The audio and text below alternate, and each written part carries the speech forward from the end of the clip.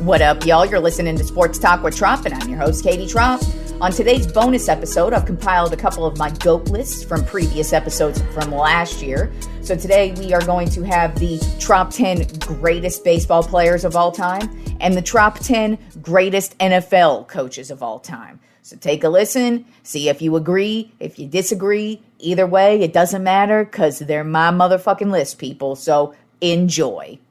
The top 10 greatest baseball players of all time, and I'm just going to call it the top 10 MLB GOATs for short. But these are the 10 greatest players who I feel like of all time to ever play baseball. Now, the parameters on this one are pretty similar to the last two. Now, of course, I've mentioned many times on this show, nothing matters to me more than championships. Nothing. It's a stat that matters to me because that means you're the best. Even if it's one, if you don't have any, that doesn't mean you can't be great, but it's hard to put you above certain people. Now, in baseball, it's kind of different because there are, I think, 2 or 3 guys on my list who don't have championships. But the thing about baseball is, to be a GOAT, it's not just championships. It's a number. Baseball has always been a numbers sport. So your dominance is kind of what I'm going off of. Now, of course, championships really, they do play a role in how some of these guys are ranked. But really it's their impact at the time they played. I mean, some of these guys, they were the dude who you wanted to be, or who you wanted to beat, or just who you wanted on your team. Or they just changed the game in some way, shape, or form. Just their straight up domination, maybe as a hitter, as a home run hitter, and just all around numbers, how many MVPs they have. And like I said, championships do matter to me. All of these guys are Hall of Famers, by the way. I did find it amusing that there really is only on my list technically one real starting pitcher. I have 2, but one played pitcher and hitter, and he didn't end his career. He's not known as a pitcher, really. There's one real solid starting pitcher on here. The rest are all hitters. That's pretty much what they're known for. I mean, that is what this game's really about. But I mean, I found it interesting that once I started to whittle it down, I was like, wow, that's very odd. Now, it's also very odd because, I mean, like I said, baseball is a numbers sport. And the reason why is because some of these records still stand today. And when I got to number 1, like, it made me laugh so hard because you can't even argue number 1, in my opinion, when you just, like, compare his stats to everything and you look at him and you go, he still owns this stat? Like, it's nuts. And you say that with a lot of these guys, just because some of them, like I said, they're really old. I mean, I do have a lot of, none of these players are current players, by the way. Also, none of them were accused of steroids or cheating or any of that. Now, I've said many times when it comes to baseball and steroids, I don't condone that they did it. I don't support that they did it. I think it sucks for the players who didn't do it and had to play with them, and maybe some of their careers suffered because of it, for whatever reason, because they could have lost a spot on the team because the Reuter, quote, did better than them, or they didn't get the good contracts because the Reuters did and they decided not to do it. But I didn't include any of them on there just because they did technically cheat. That is cheating. But like I said, I don't hold it against them because the steroid era, unfortunately, everybody encouraged it from top to bottom. And it's not their fault that was the times. And it just, to me, that's my outlook on it. I totally get people who call them cheaters. I'm never going to argue with anybody if they don't. I think it's stupid to say, I don't think Barry Bonds is the all-time home run leader, even though he is. It's the stat. But if you don't like him and you don't like to count his stats, I get it, because he did cheat the game. But he is technically the home run leader, and to say, it didn't happen, sound like an idiot who stormed the Capitol, in my opinion. But I digress. Anyway, so no steroid era players are in here. Well, there are guys who played in the steroid era, but they never tested positive. There wasn't even really accusations about these guys. So they technically were clean. So like I said, none of them made my top 10, even though because when I do these type of lists, I like to see what other people rank others as, and I did see some people put Barry Bonds in their GOATs and everything. I even considered Roger Clemens because I think Roger Clemens him and Nolan Ryan are the two greatest pitchers in my opinion, at least from what I've watched. I obviously haven't seen any of the old-timey pitchers, and a lot of them were spectacular as well. Also, Negro League players, too. There were a lot of amazing pitchers who didn't even get the opportunity to play in the pros that a lot of us don't know about. But in my lifetime and of watching pitchers and just kind of their complete domination, to me, Nolan Ryan and Roger Clemens were two of the greatest of all time. And by the way, neither one of them are on my list. Like I said, Roger Clemens is not because he more than likely did steroids. There's not like a positive test or anything. But if you remember, and you can look it up, he was involved in this dumb, stupid shit against Congress and all that. And basically, he did steroids. So then I didn't include Nolan Ryan because while I think he's an extremely dominating pitcher, I don't think he was as dominating as the one pitcher on here. Plus, his championships, to me, it held him back just a little bit. He definitely would be in my top 15, but I was kind of surprised I didn't even include him just because I just think the stats of some of these other players are much more greater than his. But so that's kind of the parameters that we're working with here on my top 10 MLB GOATs. So let's begin with number 10.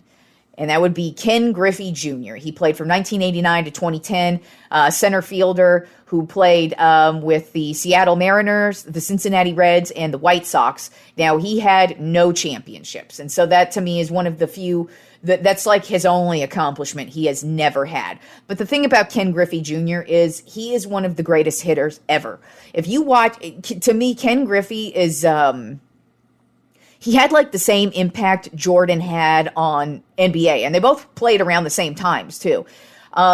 Griffey was just a cool dude who you wanted to be, and when you watch this guy hit a home run, it's the most beautiful thing ever. I think Ken Griffey Jr. probably has the most beautiful swing of all time. I would love to just sit and watch Ken Griffey Jr. do batting practice. And I'm not the only one. As a matter of fact, I believe he was at the World Baseball Classic, just talking to all the Team USA guys, and he took batting practice with them. And they were like little kids watching Ken Griffey Jr. just take swings, and the dude still can rake. It's still a beautiful thing to watch Ken Griffey Jr. hit a ball. And it's not his fault he didn't win a championship. I mean, first of all, he was drafted by the Seattle Mariners. And yes, they actually did have some good seasons with him. They actually almost made a World Series. But it's just, unfortunately for Ken Griffey Jr., he was pretty much he was the main player on their team. And the thing with baseball and championships, baseball is the most difficult sport to win a championship in. Not only just one, but to repeat and win multiple championships. That's actually truth.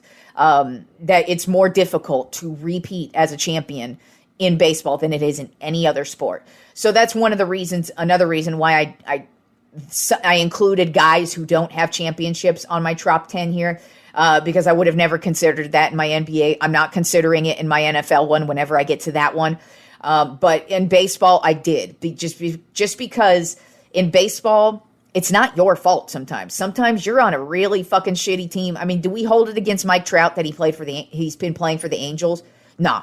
He's still been one of the best players, 5-tool all-around player, which Griffey was too, because that's who we're talking about, of course. But I'm just pointing out that Mike Trout's played for a shitty team, and we all know he's been one of the best players in the league since the day he hit the major leagues. But anyways, with Ken Griffey Jr., he has no championships. I don't even think he played in a World Series, right? Yeah, I don't even think he did. But he's a 13-time All-Star. He did win the AL MVP award in 1997. He's a 10-time Gold Glove Award winner. And that's a big deal to me. That's another reason why he's on here, because not only was he spectacular with the bat, but the dude was great on defense. You don't win 10 Gold Gloves for nothing, and he did. He was fantastic on the defensive side of the ball. He was also a 7-time Silver Slugger Award winner. He was the NL Comeback Player of the Year in 2005. He was a 4-time AL home run leader in 1994, 97, 98, and 99. He was the AL RBI leader in 1997. His career he's also a member of the Major League Baseball All-Century team. His career stats are a batting average of 284. He's got 2,781 hits, 630 home runs, and 1,836 RBI. So it's just the impact at the time. And, Ken Griffey, who has anything bad to say about Ken Griffey Jr.? I mean, really, I honestly, I have yet to meet a person who hates Ken Griffey Jr. And that says a lot, because I feel like every athlete, I mean, I'm sure there are plenty of people who hate him, but I personally have yet to meet a person who go, I hated watching Ken Griffey Jr. I'm like, really?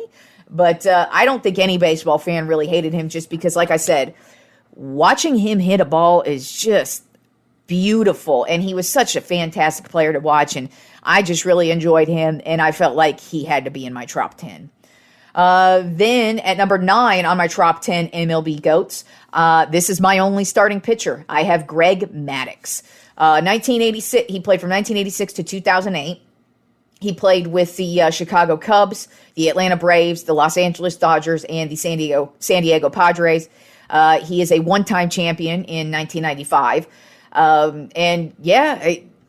To me, Greg Maddux, I know it's not sexy, because like I said, I would have thought I would have put Nolan Ryan in here, but really, Greg Maddux's domination, especially at the time he played, is something else. First of all, he played in the steroid era, and he dominated those guys, even though they were on steroids. So that's one starting point. Also, there was a lot of good pitchers. You had Randy Johnson playing in this era. You had Roger Clemens, even though he was a Reuter, you still had him. You had Andy Pettitte. It's just, there were a lot of good players in this era, but I mean, when you're the type of player, he's just so known for no-hitters. It's called pitching a Maddux. If you, like Sandy Alcantara, who threw a no-hitter the other night, he pitched a Maddux, because pitching a Maddux means you threw a no-hitter in less than 100 pitches. That's called pitching a Maddux. If you have something like that named after you, that means you're a spectacular pitcher. And then also, just when you look at his career stats and just his complete and utter domination from start to finish, even when he ended his career, it wasn't dominating, but it wasn't bad either. So here are some of his other stats. He's an 8-time All-Star, 4-time Cy Young winner, 4-time NL Cy Young winner. He won 4 straight, by the way, 4 straight Cy Youngs. He is an 18-time Gold Glove Award winner, and that is why he made my top 10. Pitchers winning the Gold Glove is a big fucking deal. When you win it 18 times, that means you're the fucking best at what you do. No pitcher has come close to winning 18 Gold Gloves. This dude has won 18 Gold Gloves. His defense is so fucking on point. I mean, really, Maddux is kind of a boring pitcher. Compared to a lot of other pitchers in the league, he's kind of boring. But that's why he was so goddamn good, because he knew all you had to do was be great at defense. All you had to do was just pitch the shit out of these dudes, and boom, boom, boom, boom, you're done. Maddux was just spectacular. And to be an 18-time Gold Glove Award winner, that is why I put him above Nolan Ryan. That. Because, whoa. He was also a 3-time NL wins leader, 4-time MLB ERA leader, and he's also the only pitcher in MLB history to win at least 15 games for 17 straight seasons.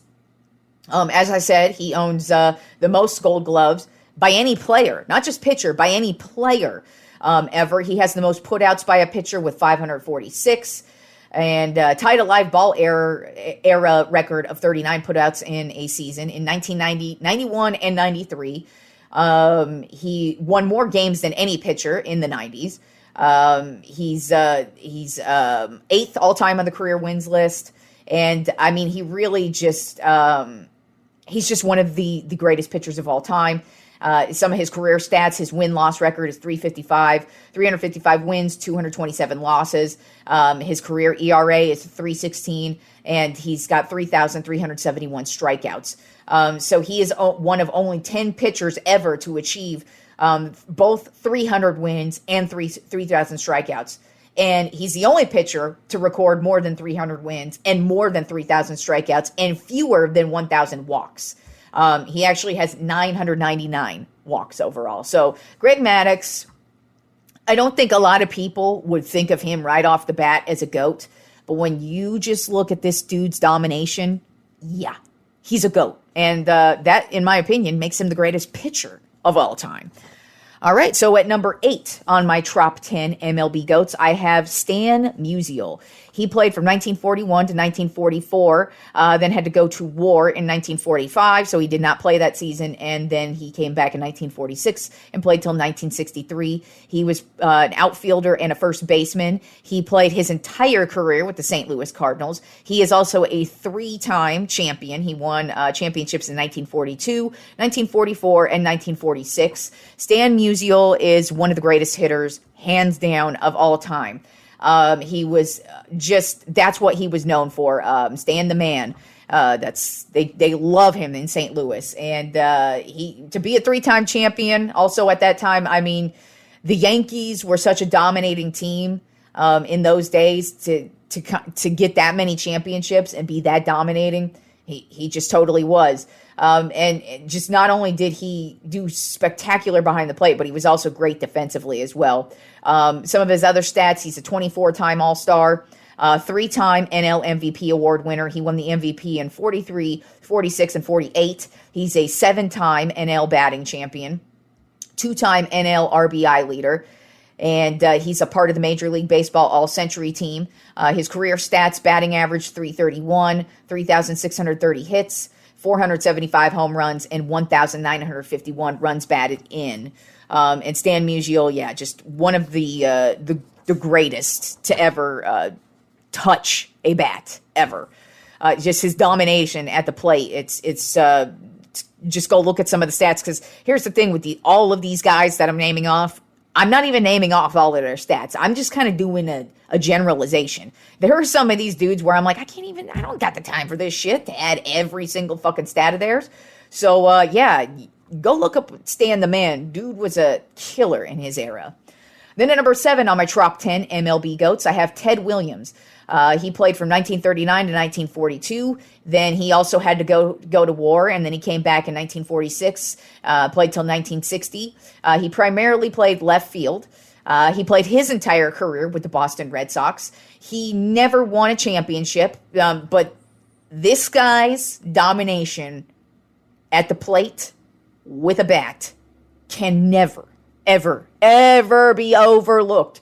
This guy, it's nuts what he did at the plate. So he's a 19-time All-Star. He's a 2-time AL MVP. He won the MVP in 46 and 49. He is a 2-time Triple Crown winner in 1942 and 1947. That means he led the league in home runs, RBI, and batting average. He did that twice. Doing it once is insane. Doing it twice is like, what the fuck? He's a 6-time AL batting champion, 4-time AL home run leader, 4-time AL RBI leader. He has an MLB record 482 career on-base percentage. And he's the last batter ever, and he last played in 1960 to bat 400 for a season. That is nuts. He's also a part of the Major League Baseball All-Century team and the Major League Baseball All-Time team, because as a hitter, this guy was great. As I said, the reason why he doesn't have championships is because, unfortunately, these Red Sox teams he played for weren't that good. And so you have a tough time winning championships if you don't really get there. And then also the couple of years, I mean, he took multiple years off in between to go fight in war. So who knows what his career would have ended up if he didn't have to take those few years off. And then his career stats, batting average 344, 2,654 hits, 521 home runs, 1,839 runs batted in, and then, as I said, a 482 on-base percentage, which is a record still to this day. So, Ted Williams, damn good hitter. Then at number 6 on my top 10 MLB GOATs, Mickey Mantle, played from 1951 to 1968, center fielder, and played his entire career with the New York Yankees. He is a 7-time champion. He won championships in 51, 52, 53, 56, 58, 61, and 62.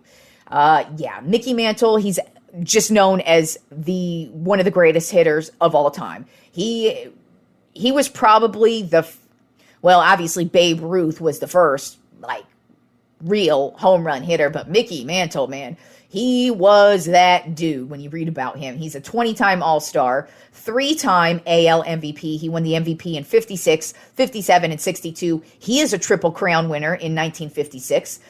He's a Gold Glove Award winner, AL batting champion, 4-time AL home run leader, AL RBI leader, and he's also a part of the Major League Baseball All-Century team. His career stats, batting average of 298, 2,415 hits, 536 home runs, and 1,509 RBI. He was just, this Yankees team, it's crazy when you look at the Yankees, their history, because you think they all dominate at the same time, and they really don't, because now I'm going to talk about another Yankee after this guy who dominated in the 30s.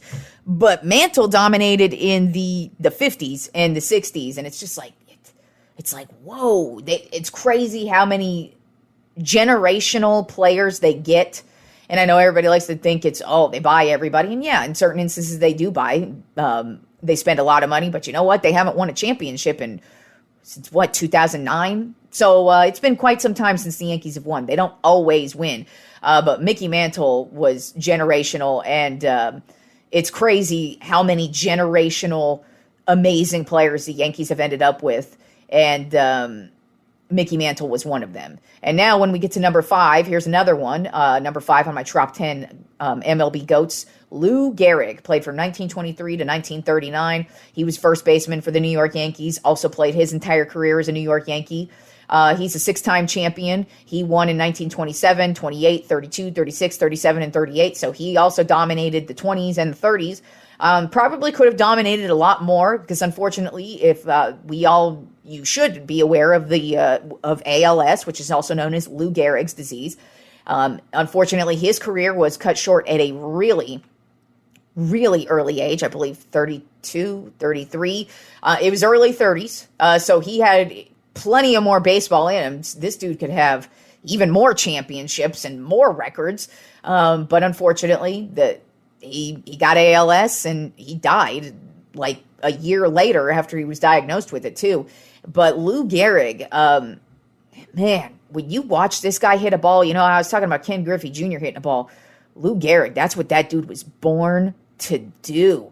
Oh my God, watching him hit home runs, it's something else as well. That's another guy I would have loved to watch batting practice of. Just see him hit a home run. It's just probably gives you goosebumps. He was a 7-time All-Star, 2-time AL MVP in 1927 and 1936. He won a Triple Crown in 1934, AL batting champion, 3-time AL home run leader, 5-time AL RBI leader. He hit 4 home runs in one game on June 3rd, 1932.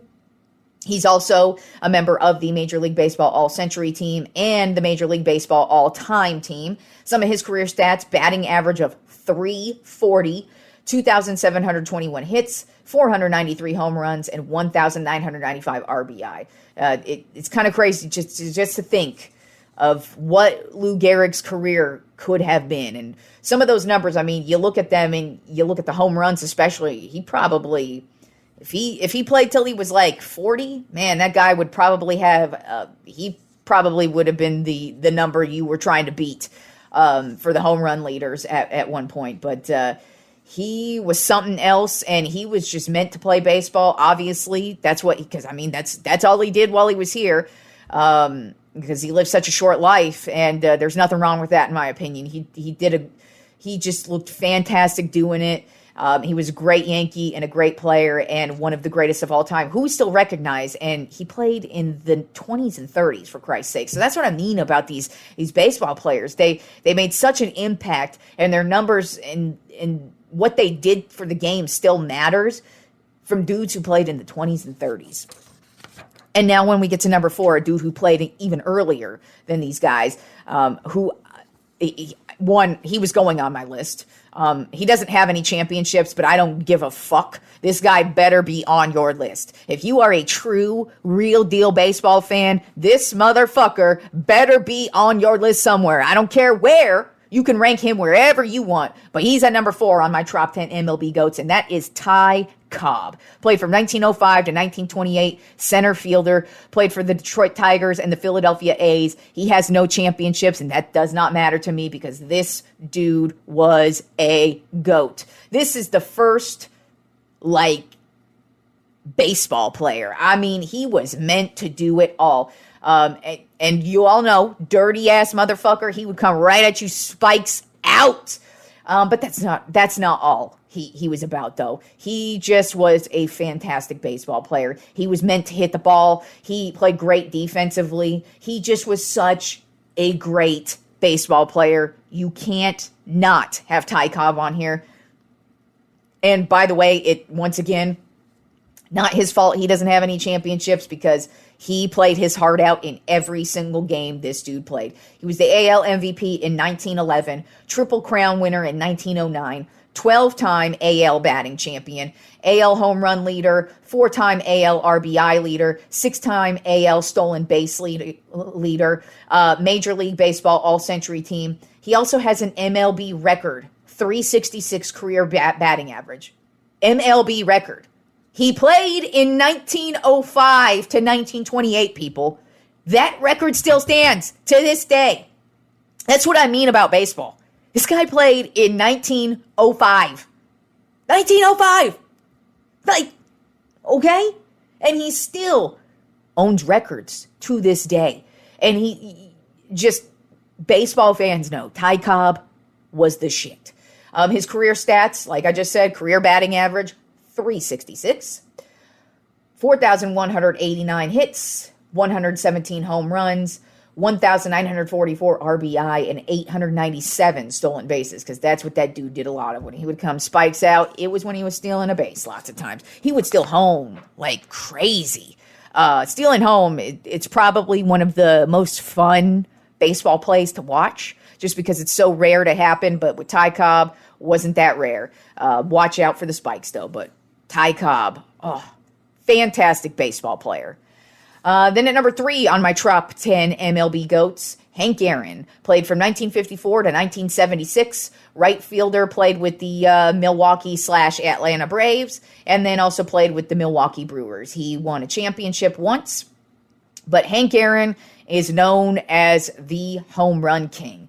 If you don't consider Barry Bonds to be the home run king, this is who you think the home run king is, because that's whose record he broke. Hank Aaron, that's what he was known for. This dude hit home runs like no other. If you were watching baseball in this era, you wanted to watch Hank Aaron at bat. Every single at bat, you wanted to see Hank Aaron because you knew chances are that shit was going out of the park. He is a 25-time All-Star, which is a record. He is an NL MVP in 1957, 3-time Gold Glove Award winner. So he also, yes, we know him for hitting home runs. The original home run king.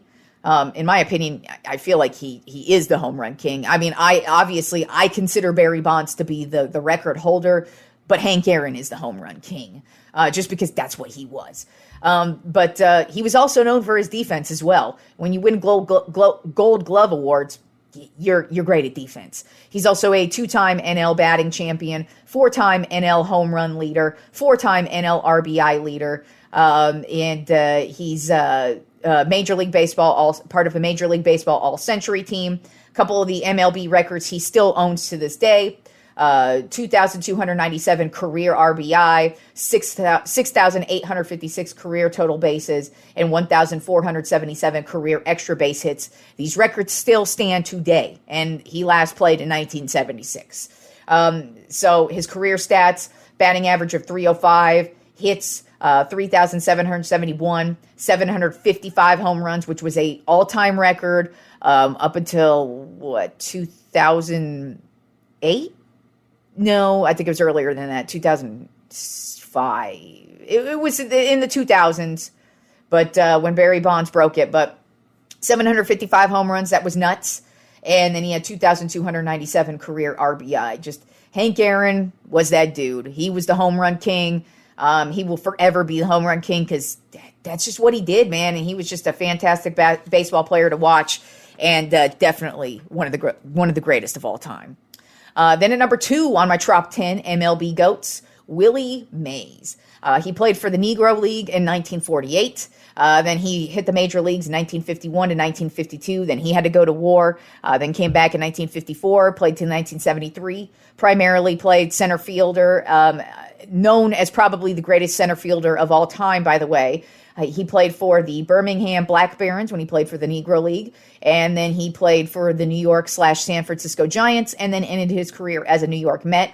He won one championship in 1954, but this dude was mostly known for his defense. Yes, he was fantastic with the bat, but if you look at career highlights of Willie Mays, it was all about the defense. This guy, he made one of the most known catches of all time. It's him running backwards with his freaking glove out, and just makes this beautiful behind the head catch, which he's not even looking at the freaking ball, but makes the catch. Just Willie Mays, great player. 24-time All-Star, 2-time NL MVP in 1954, 1965, NL Rookie of the Year in 1951, 12-time Gold Glove Award winner from 1957 to 1968. Yeah, he won all 12 of them straight. He's a Roberto Clemente Award winner in 1971, NL batting champion, 4-time NL home run leader, 4-time NL stolen base leader. He hit 4 home runs in one game on April 30th in 1961. He's a part of the Major League Baseball All-Century team and the Major League Baseball All-Time team. So as you hear in there, his defense was amazing, but also, too, he was spectacular behind the plate. And he was a home run leader. He was a stolen base leader. He was the ultimate 5-tool player. When you talk about a 5-tool player, that means you are great at everything. That means you are great in the field. That means you're great at the plate. That means you get the stolen bases. You just do every single thing that the game asks you to do, and you're great at all of it. And that's what was great about Willie Mays. His career stats: 302 batting average, 3,283 hits, 660 home runs. 660 home runs. That's Jesus Christ, that's a lot of home runs. And the dude was known for his defense.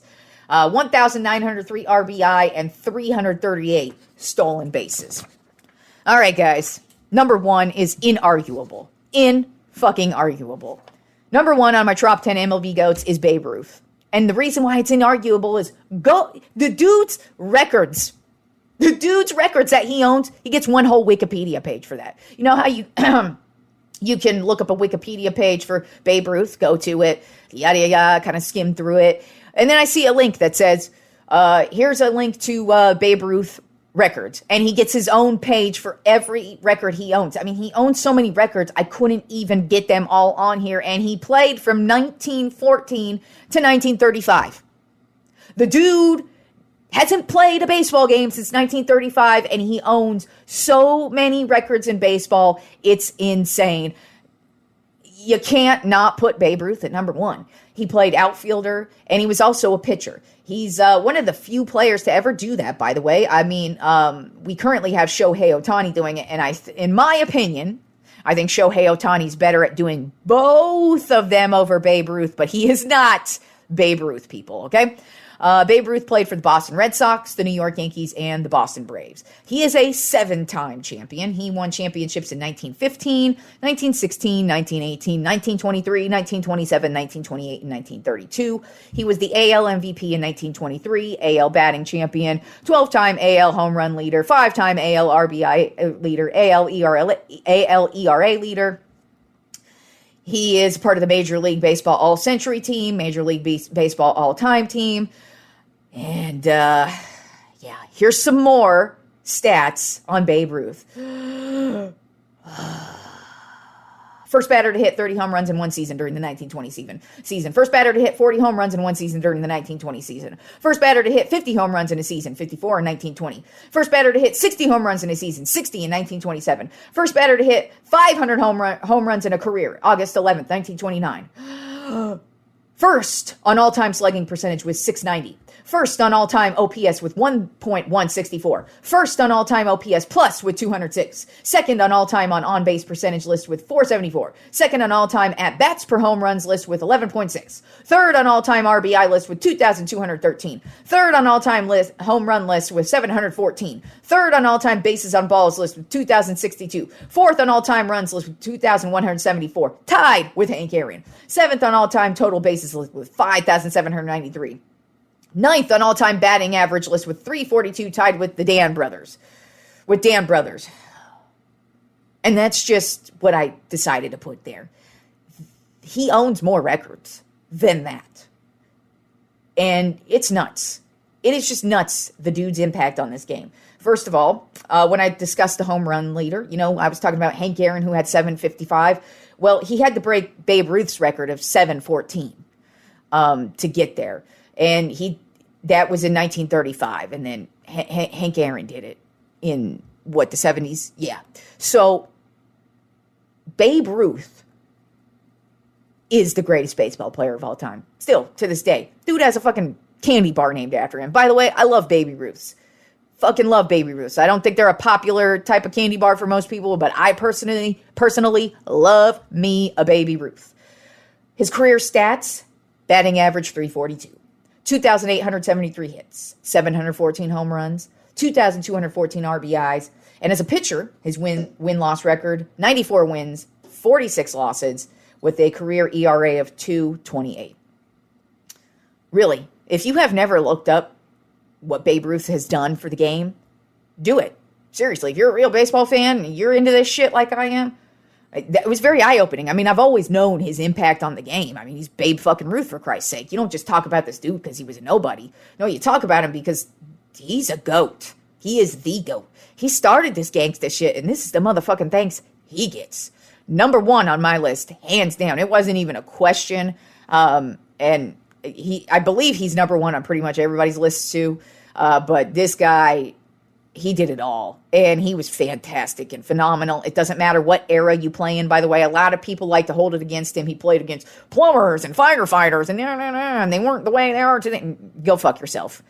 Babe Ruth's domination was something else. All of these guys' domination was something else. That's why they made this list. And, everybody's list could be a little bit different, and they'll put guys differently, but I'm going to be straight up with you. If you don't have Babe Ruth number one, you don't know shit. With that being said, I decided, you know what? Let's see where Bill Belichick lands on my Tropp 5 all-time list of greatest coaches of all time in the NFL. Just because, like I said, there's a lot of game changers. And, it was actually kind of hard to whittle it down because for me, with coaches, it's beyond championships. Now, obviously, championships do matter to me. That is a qualifier. You have to have a championship to be considered the greatest of all time, in my opinion. So, obviously, that gives Bill that right up there. He's elevated to top 5 level for sure because he has 6 freaking rings.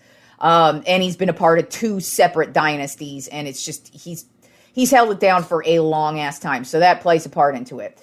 But other parts of this as well is like coaching trees, meaning guys who used to be coordinators on the sideline with you, but then who also went on to have to go coach other teams as well. And that plays a part in it. And then also some of these guys, They created things in the sport that still happen to this day, meaning just like certain styles of defense or certain styles of offense, certain ways we play the game still to this day, they play a huge role in it. So this is my top 5 greatest NFL coaches of all time. So let's begin with number 5. I have Bill Walsh at number 5. He was the San Francisco 49ers head coach from 1979 to 1988.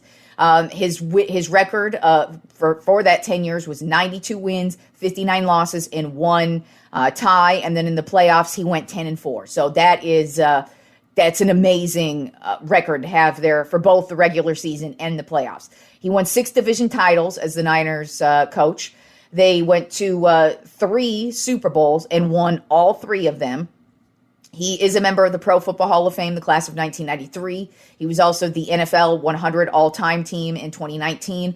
But really, the thing about Bill Walsh for me is he created the West Coast offense, which is one of the most revolutionary offenses at the time, and it's still used to this day. As a matter of fact, that's what the Dallas Cowboys run this season. They are running a West Coast offense. So it's still in the league today. And that says a lot because, for one, that is the last time we really have added something new to the mix, like the West Coast offense, some type of different style of offense. And nobody had seen it at the time either. It was very revolutionary. And, of course, it helps having Joe Montana and Jerry Rice and some of the great players that they had throughout the history of time. But, it was so revolutionary. And like I said, it's still here today. But also the thing about Bill Walsh, his coaching tree is probably one of the deepest coaching trees you will ever find in the history of the NFL. So many great coaches spurred from him. I can't even begin to start because the coaching tree is so deep that to this day, there are still guys who, because basically the coaching tree works like this, okay? You were a coach beneath Bill Walsh and you worked for the 49ers. Then you got a job and then you have coaches beneath you who ended up getting jobs and being successful throughout the league. So still to this day, there are guys connected to that Bill Walsh coaching tree that are still in the league and still doing well. So that really says a lot that his DNA is just all over the league still to this day. He dominated. His team was a dynasty. And not only was his team a dynasty, but he was great at drafting as well. You know, he had Joe Montana. He had Jerry Rice. He had some of the greatest players of all time, and he was one of the greatest coaches of all time. Then at number 4 on my top 5 greatest NFL coaches of all time, Don Shula. He coached the Baltimore Colts from 1963 to 1969, and then he coached the Miami Dolphins from 1970 to 1995. He had a 33-year career in which he had 328 wins, 156 losses, and 6 ties. His playoff record is 19-17, so when you play in that many playoff games, that's what you're going to end up with. He had 16 division titles. He appeared in 6 Super Bowls with both of the teams, by the way. He won 2 of the Super Bowls with with the Dolphins.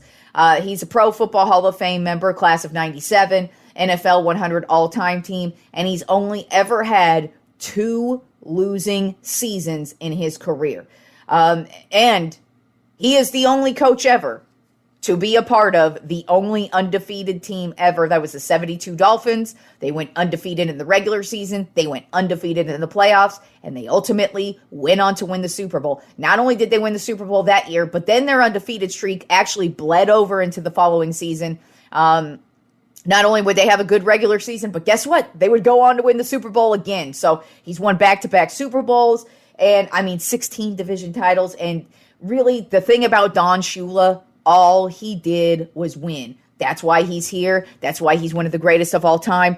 It took literally, this is the year that finally somebody, Bill Belichick, was able to break the winning record and surpass him. Or no, he hasn't surpassed him just yet. But regardless, Bill Belichick's right on his heels. But that's what Don Shula did. Don Shula was Bill Belichick before we had Bill Belichick. So, and he was just so successful. He was excellent at finding talent as well. He had some of the most successful quarterbacks. He not only did he coach Johnny Unitas, but he actually played with Johnny Unitas too. He had Dan Marino, Greasy, and then, of course, just that entire 72 Dolphins team was just really fantastic and phenomenal. And Don Shula, one of the greatest coaches of all time. Then at number 3 on my top 5 greatest NFL coaches of all time, Bill Belichick. Now I know you say, Katie, how is he not number 1? Because everybody, for the most part, puts him at number 1. I'm going to tell you why Bill Belichick is not number 1 for me. Because Bill Belichick actually has one of the worst coaching trees. Bill Belichick is great at winning. He is the ultimate when it comes to winning Super Bowls and growing his own team. But when it comes to putting his fingerprint and his DNA throughout the rest of the league, he never invented something like the West Coast offense or the 4-3 defense or really had that type of influence on the league. Like I said, his coaching tree is terrible too. The only coach right now from the Bill Belichick coaching tree that's even doing halfway decent is Mike Vrabel. And P.S., he's not from the coaching tree. He's just an ex-player of his. He played linebacker in the first half of the Patriots dynasty. But what Bill Belichick has done can't be disregarded. First of all, he did coach not only the New England Patriots from 2000 to now, but he also started with the Cleveland Browns 1991 to 1995. Not such a good run for him there. But in his entire career so far, his record is 300 wins, 161 losses, so that's great. His playoff record, 31-13. How great is that? He's had 17 division titles, 9 Super Bowl appearances, won 6 of those Super Bowls. He's also a part of the NFL 100 all-time team, and he's just the most winningest coach ever. I mean, he's been a part of 2 dynasties, and it's just undeniable what he's done. Yes, he is falling off of the face of the earth right now, but guess what? That's happened to a lot of great coaches throughout the history of the league. And so you can't really discredit what he's done just because of these last few seasons have just been terrible for him. But I don't have him at number 1. And I know that's going to bug a lot of people because most people put him at number 1, but it's because they're only looking at the Super Bowls. Nothing wrong with that. But for me, the top 2 guys, their DNA throughout the league it's still here. I mean, hell, even the 2 guys previous, 4 and 5, Shula and Walsh. Like I said, Walsh still has coaches from his coaching tree in the league today. And Shula started this gangsta shit, so that's the motherfucking thanks he gets. Bill Belichick looked up to Shula, so you got to put Shula on the list. And, like I said, Bill Belichick hasn't revolutionized anything in the game. Really, the only thing he's revolutionized is giving you really vague answers in press conferences. So that's pretty much what he's revolutionized. But one of the greatest coaches of all time because he's a consistent winner. He has more Super Bowls than anybody, and that's really all he's done is keep winning, and keep winning, except for the last couple of seasons. Then at number 2 on my top 10 greatest NFL coaches of all time, Tom Landry. He coached the Dallas Cowboys from 1960 to 1978. In his 29-year career, he had 250 wins, 162 losses, and 6 ties. His playoff career is 20-16, 13 division titles, 5 Super Bowl appearances, won 2 of those Super Bowls. Member of the Pro Football Hall of Fame class of 1990. He was also NFL 100 all-time. Basically, the thing about Tom Landry and why he is ranked so high on my list is not because he coached the Dallas Cowboys. I know that's what you're thinking. Katie, you only put him there because he coached the Cowboys. No, it's because his DNA still runs through the league. Did you know he invented the 4-3 defense?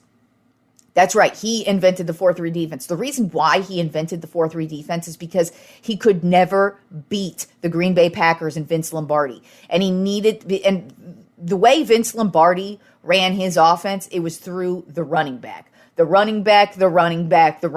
And Landry invented the 4-3 defense because he wanted, you needed more linebackers and more linemen to stop the running back. And so that's where the 4-3 defense came from. It became really prevalent throughout the league, and it's still here to this day. It's one of the most prominent defenses used to this day in the league. That's one of the reasons why he's ranked so high. Another reason why is the 4-3 defense became so good that he even needed to invent an offense to overcome the 4-3 defense because everybody in the league started using it. So that's an aspect of it. Also, Tom Landry was one of the greatest scouts of all time. He wouldn't just look for dudes who played college football. Oh my God, I'm drawing a blank on the receiver now. Not Drew Pearson. Fuck. There was somebody on the Cowboys back in the day team, was a track star. And that's where Landry found him. He was a track star. So that's kind of what Landry did, is he would find just great athletes who weren't just football players. He would look beyond football. And we got so many amazing football players historically who are current Hall of Famers because he was such an amazing scout, he himself. Then, of course, Tom Landry has 20 straight winning seasons, and that's probably going to stand forever. I mean, Bill Belichick couldn't even do that. So that says a lot. Also the thing about Tom Landry, too, his career started off shaky. As a matter of fact, the Cowboys pretty much sucked the first 5 seasons he was the coach. Then they started to get it going. Like I said, he couldn't overcome the Green Bay Packers and get past them. I mean, they had the famous Ice Bowl where they played in negative fucking 20 degrees and the ground was freaking ice. And the Packers just won, on this last second drive. And it was just one of the most hard fought games. But the Cowboys could never beat the Packers. And that's why like I said, he created the 4-3 defense, but then he started finally getting them there. They finally got to the Super Bowl. They lost the Super Bowl. Then they won the Super Bowl. They couldn't overcome the Steelers. Then they finally did it. But then his career basically ended how Bill Belichick's career is ending. That's why I say, don't just look at what Bill Belichick's doing right now. Let's not discredit all the greatness that Bill Belichick has had, because even the great Tom Landry was fired by Jerry Jones when he took over the Cowboys. But Tom Landry is one of the most legendary figures that in the history of the NFL. His DNA is still felt throughout the league, and just one of the greatest scouts. And like I said, the 4-3 defense, we still use it to this day. Now, number one. To me, I feel like he's always got to be number one. And that's Vince Lombardi. We have this game because of Vince Lombardi. The trophy is named after him. I mean, he died while coaching still. So we don't even know what more he could have done after, I mean, that's just how it is. But Vince Lombardi is just the greatest. Shit. Hang on a second. Sorry about that.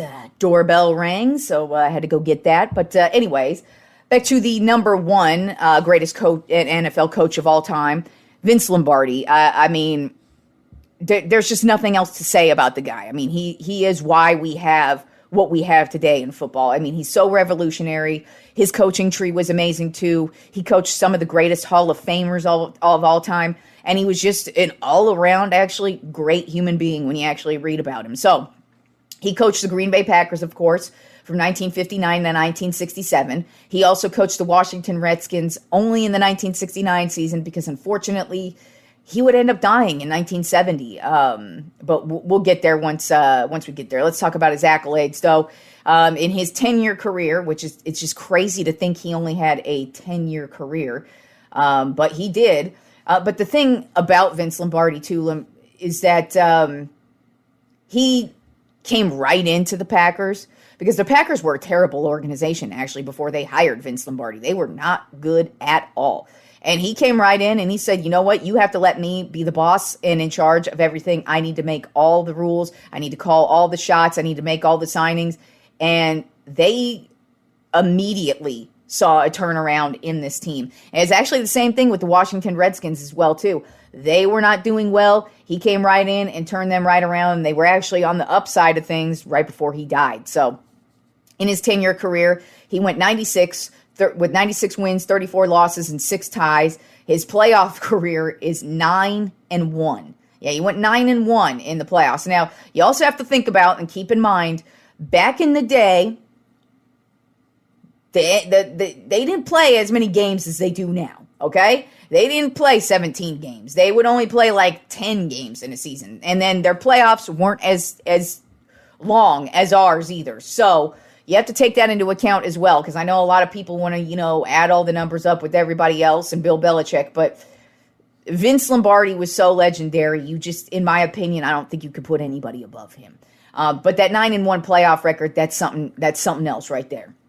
He also had 6 division titles and then 3 NFL championships. That's before it became the Super Bowl, as a matter of fact, because the Super Bowl did not become the Super Bowl until 66, I believe, was the first year that we had the Super Bowl. So he actually won championships, and they were a great team before it became the Super Bowl. And then, of course, they won the first 2 Super Bowls. He is a member of the Pro Football Hall of Fame, class of 1971. As a matter of fact, they inducted him right after he died. He is also a member of the NFL 100 all-time team, and he never had a losing season in his entire career. So he had a total of 5 NFL championships, meaning the 3 NFL titles plus the Super Bowls, and that was all with the Packers. Like I said, with the Redskins, you don't know what would have happened because basically he was there the 1969 season. They had a solid season, looked like they were projecting to be something else. And then, of course, in 1970, I believe it was in April, he found out he had colon cancer. And then he died in September of 1970. So, I mean, it was quick. It was one of those quick type of things where he found out he had cancer and boom. I mean, he was only in his 50s. I think he was, 52, 54, something like that when he died. So, hey, got to say, though, he died doing what he loved, though. I mean, he went right into it, and he was... he died while coaching, basically, still. But one thing that not a lot of people, which I think is very weird that they don't talk about, especially in this day and age, is Vince Lombardi was way ahead of his time when it came to discrimination. He was one of the first guys. You got to understand, when he coached the Green Bay Packers, it was in the 60s, okay? So this is like civil rights era. And there was only one black player on his team when he took over. And then after he took over, there were tons of black players on this team. And he made it very clear to all his white players, we are not going to discriminate. If I hear you discriminate against one of your guys, you call him the N-word or whatever the hell, you're off the team. He became the first to desegregate his teams, meaning he didn't separate his players when they were on the road. White guys in one room, black guys in another room. No, he intermingled them.